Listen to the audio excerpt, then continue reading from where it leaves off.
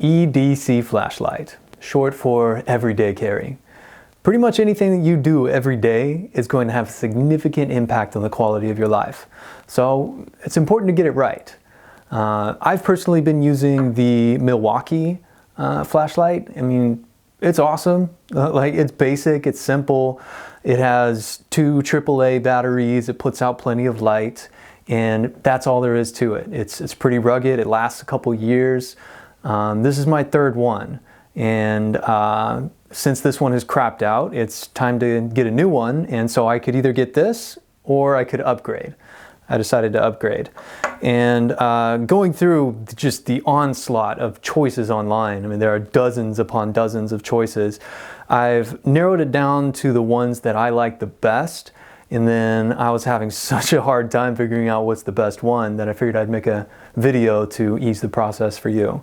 Now, all of these are good. I mean, they all put out light, they all are relatively user-friendly, so you can't really go wrong, but let's see if we can figure out which one might be better for your preferences. We'll start off with the neatest one of the bunch. This one is called the OLIGHT Arkfield Pro.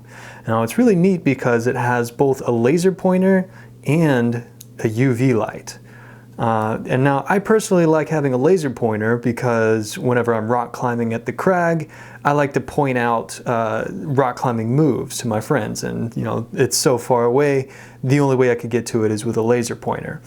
And with the UV, you could see scorpions, you can figure out exactly what part of the carpet your pet peed on, you could hunt down mold, which will often luminesce as bright green or orange, and you can see some other things that might be better off not seeing. It boasts a whopping 1,300 lumens, which is the highest on this list, but its beam is more dispersed, so it doesn't light up objects farther off in the distance, but close up, the light is much more balanced. The magnetic charger is super cool, and it also acts as a nifty holder for if you're ever working on an industrial environment and you need to work hands-free. One downside to this charger, though, is that if you lose it, you're pretty much screwed. Whereas with other models that run either AAA, AA, or USB-C, those are easy to replace. So this one is not ideal for a prepper flashlight, as you want something that you could actually find replacement parts for if the world goes to shit. So it took me a while to get used to it, as it's a thumb forward rather than karate chop forward that I'm so used to. I thought it would be worse for use with a gun, because, you know, generally, you know, so you grab like this and then you have a gun here. Usually you have it like so, but with this one you could actually come in here like this and it could still work out, possibly even better. So that was interesting. It's a little tricky the way you activate the different light settings and the lock unlock. So whenever it's off, if you hold the button, then that locks it. So now if I try to push it, it's not, wait, it worked.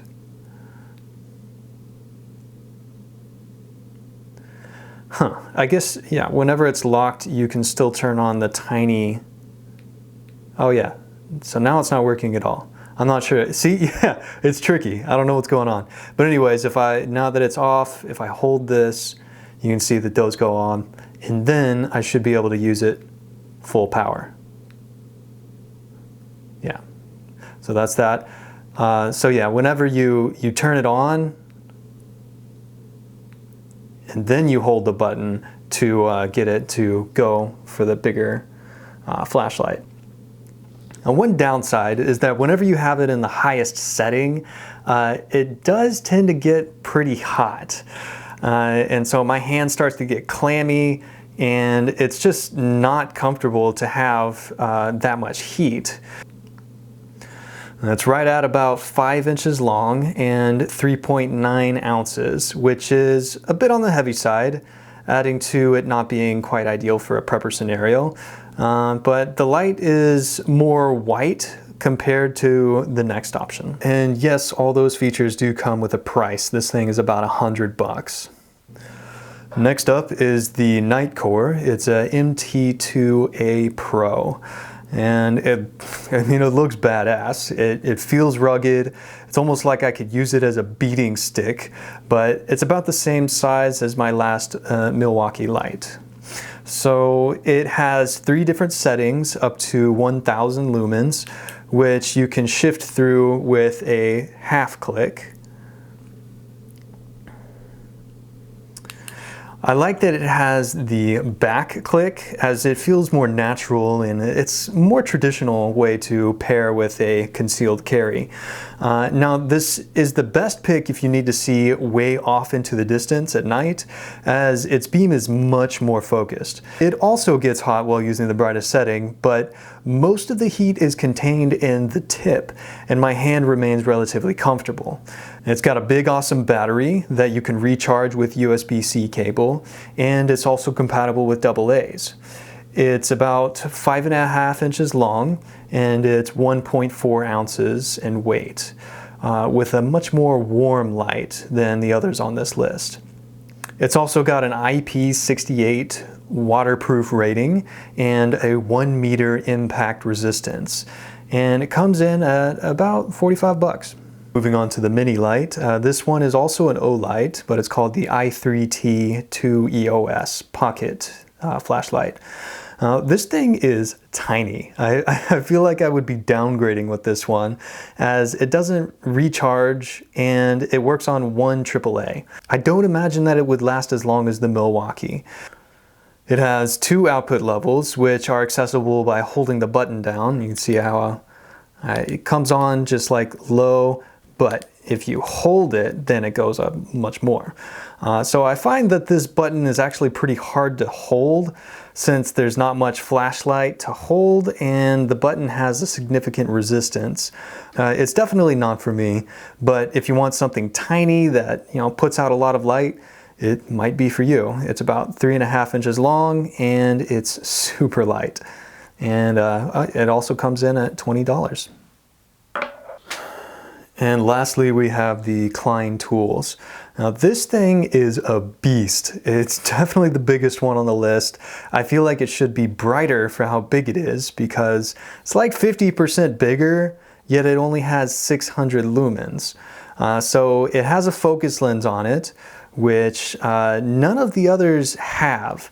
It's somewhere in the middle, as it doesn't see as far as the Nitecore, but it doesn't disperse as well as the Arkfield. So you have to hold down the laser while you're using it, which at first I didn't like, but on second thought, it will extend the life of the laser since you won't accidentally press it in the pocket, so that's a plus. The laser is situated 90 degrees from the pocket clip, which is smart because it makes it to where the extra space the laser takes up is rendered almost non-existent.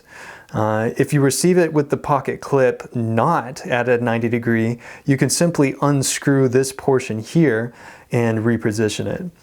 It also has a magnet for hands-free work, and it's also a thumb forward kind of flashlight. Now this light switch was not intuitive for me in the dark. The others are obvious where it turns on, but I had to kind of fish around to find this one when it was dark. But I mean, it'll probably become second nature after a little while. It feels about the same weight as the OLIGHT Arkfield, and it's about 3/4 inches longer than the Nitecore. And a micro USB charger fits right in here. I don't believe you can change the battery, which isn't ideal for a prepper situation. All in all, it's a good trusted brand. It will probably be durable and long lasting. And this one was about $40 when I bought it. So, which one did I choose? Well, it wasn't really as simple as choosing one. I actually ended up going with 2. The Klein Tools is definitely too big. This one's too small, and I'm trying to upgrade here, so not the Milwaukee, so that leaves us with the Arkfield and the Nitecore. The reason I chose both is because this one is it's the best beam, and it's very universally chargeable. So this is like the prepper mecca right here. I'm loving this one. Whereas I guess prepper holy grail, maybe that's better than mecca because it's an actual item. Anyways, this one is fantastic. It's like really neat, and I love having it around. Yes, it gets a little hot, but I've also realized that you can just use like the medium setting for most things, and then you can just bump it up to the bright whenever you really need it. Yeah, they fit well enough in my pocket to where I don't feel encumbered to have both of them. And yeah, depending upon what features I want to access, I got them both there at any time. So yeah, this is the story of my life. I have two bug out bags, and it all equals up to about 80 pounds. So, I mean, I'm having trouble paring down into what is actually necessary. But at this point, I mean, yeah, having like 4 ounces of flashlight on me and having a backup as well, that sounds pretty cool. So that's what I'm going with. And hopefully this helped you with your decision process as well. One more thing, if you decide not to go with the Arkfield, then I would suggest getting a UV Beast. Now this one is huge. I mean, I love it. It works really well, but you don't have to get this kind. They do make a much smaller one that fits. It's probably about the size of the Klein Tools, maybe even a little bit smaller. But yeah, they work really well. They seem like an awesome brand, and I'm happy with it.